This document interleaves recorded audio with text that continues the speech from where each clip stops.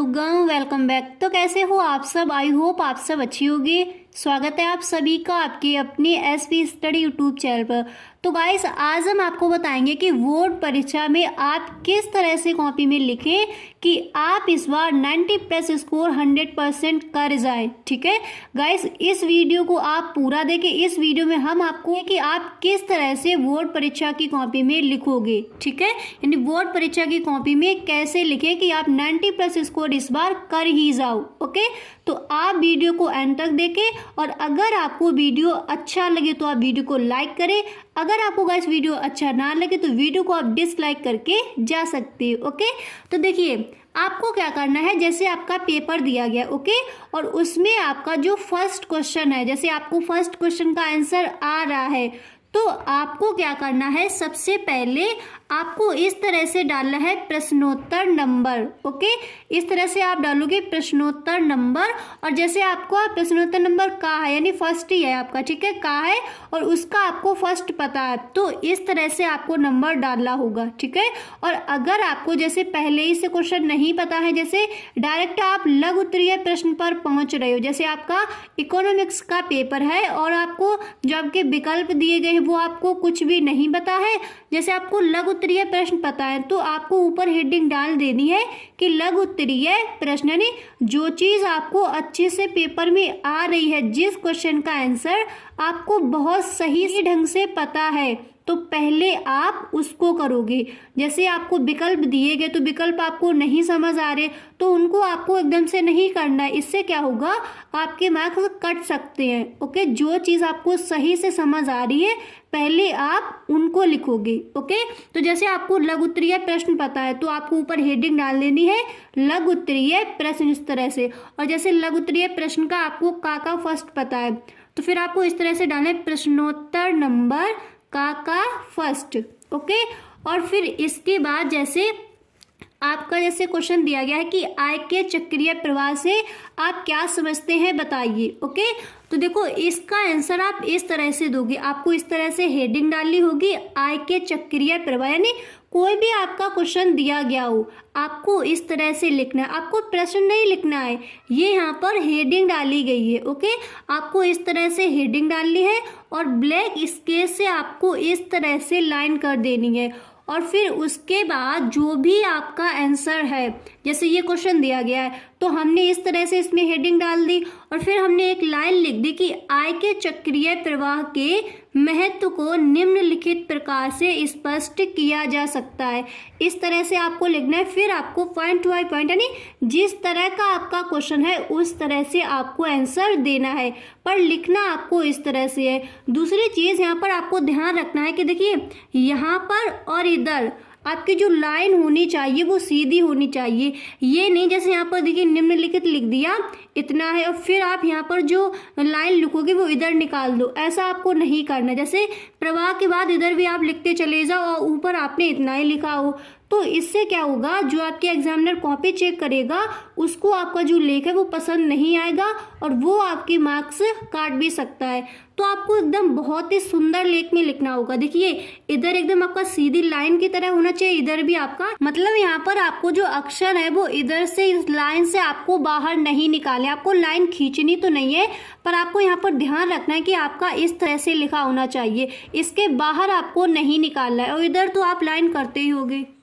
Okay, यहाँ तक समझ आ गया। फिर आपको देखिए क्या करना है। ओके, इतना समझ आ गया। फिर देखिए आपको प्रश्नोत्तर नंबर का दूसरा आपको सेकंड डाल देना है। जैसे आपको प्रश्नोत्तर का फर्स्ट डाल चुके हो, उसका आप आंसर भी लिख चुके हो, फिर आपको क्या करना है, जैसे आपका नेक्स्ट क्वेश्चन लिखना है तो अगर आपको दूसरा आ रहा है तो यहाँ पर आप उसका नंबर डालोगे। जैसे मान लीजिए अगर आपको का तीसरा जो आपको दिया गया है वो आपको नहीं आ रहा है तो आपको क्या करना है, यहाँ पर आपको थर्ड ही डाल देना है। ठीक है, आपको तीसरा डाल देना है का तीसरा, पर आपको लिखना इसी तरह से प्रश्नोत्तर नंबर और जितना भी है, जैसे प्रश्नोत्तर नंबर 5 है तो आप 5 डाल दीजिए, प्रश्नोत्तर नंबर 6 है तो आप 6 डाल दीजिए, मतलब आपको इसी तरह से डालना और आपको प्रश्न नहीं लिखना है। ओके, कई बच्चे क्या करते हैं बोर्ड एग्जाम में भी प्रश्न लिखते हैं तो इससे क्या होता है, आपका बहुत टाइम वेस्ट होता है। ठीक है, आपको क्या करना है, जो आपका टाइम बचेगा उसमें आपको अपना सुंदर लेख करना है, लेख पर आपको ध्यान देना है और ज़्यादा स्लो भी आपको नहीं लिखना है।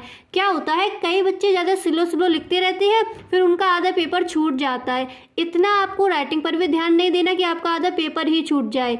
यानी सुंदर लेख आपका होना चाहिए और टाइम के अकॉर्डिंग आपको काम करना है। जैसे आपके लॉन्ग आंसर दिए गए हैं, तो जैसे आप हेडिंग डाल कर लिखोगे, तो हेडिंग डालते समय जब आप इसके अंदर लिखते हो तो एक दो लाइन आपकी कम भी हो सकती है, पर आपको जितनी भी हेडिंगें डालनी है वो सारी आपको डालकर लिखना है। ओके, ये नहीं है एक आपने हेडिंग डाल दी और उसमें ही आप 20 लाइनें लिखते जा रहे हो और आपका एक ही क्वेश्चन हो पाए। वो ऐसा बिल्कुल भी नहीं करना है, टाइम का आपको बहुत ध्यान देना है। ओके, फिर देखिए आपको करना क्या है। जैसे मान लीजिए आपके अतिलक उत्तरीय प्रश्न में, मान लीजिए आपका जैसे इकोनॉमिक्स का पेपर है, ओके, और आपके अतिलक उत्तरीय प्रश्न में कोई प्रश्न पूछा गया है, तो आपको क्या करना है, उसमें हेडिंग नहीं डालते रहना है, क्योंकि अतिलक उत्तरीय प्रश्न में पूछा है तो इस तरह से, मतलब इतना छोटा तो आप नहीं लिखोगे, इस तरह से आपको जो उसका आंसर होगा वो लिख देना है। ओके, फिर आपको देखिए क्या करना है, फिर आपके आएंगे विस्तृत उत्तरीय प्रश्न। फिर आपको इस तरह से डालना होगा विस्तृत उत्तरीय प्रश्न। ओके, इस तरह से आपको डालना है, बिल्कुल सेम आपको इसी तरह से ना होगा उसमें। ठीक है, और फिर उसके बाद जैसे मान लीजिए आपको प्रश्नोत्तर संख्या, यानी जो प्रश्न संख्या आपकी 1 है उसका आंसर आपको पता है, तो इस तरह से आपको हेडिंग डाली होगी प्रश्नोत्तर नंबर 1। मान लीजिए आपको वो क्वेश्चन नहीं पता है, तो फिर आपको क्या करना है, जैसे मान लीजिए आपको जो दूसरा क्वेश्चन दिया गया है विस्तृत में, उसका आंसर आपको पता है, तो आपको क्या करना है, प्रश्नोत्तर नंबर 2 यहाँ पर इस तरह से आपको डालना है और फिर आपको हेडिंग डालते हुए आपको आंसर लिख देने हैं। देखिए, विस्तृत उत्तरीय प्रश्न लिखते समय आपको एक चीज़ ध्यान रखनी है कि जब आप हेडिंग डालोगे, जैसे मान लीजिए आप लिया गया है, कोई क्वेश्चन आपसे पूछ लिया गया है, तो उसमें जब आप हेडिंगें डालते हो तो उनके अंदर जो आप लिखोगे तो आपको वो विस्तृत में ज़्यादा नहीं लिखते रहना। इससे क्या होता है, कई चीज़ें आपकी छूट जाती हैं। जो आपका विस्तृत उत्तरीय प्रश्न आता है, तो जैसे आपने कोई हेडिंग डाल ली और उसके अंदर आप जैसे 4 लाइनें तक लिख दीजिए, उसके बाद आप नेक्स्ट हेडिंग डालिए, उसकी 4 लाइनें लिख दीजिए। इस तरह से आपको विस्तृत उत्तरीय प्रश्न लिखना है। ऐसा नहीं कि जैसे आपने एक जैसे हेडिंग डाल दी उसमें ही आप लिखते जा रहे हो, तो इससे क्या होगा, आपका टाइम बहुत जल्दी निकल जाएगा और इस तरह से आप एक ही विस्तृत उत्तरीय प्रश्न का आंसर दे पाओगे।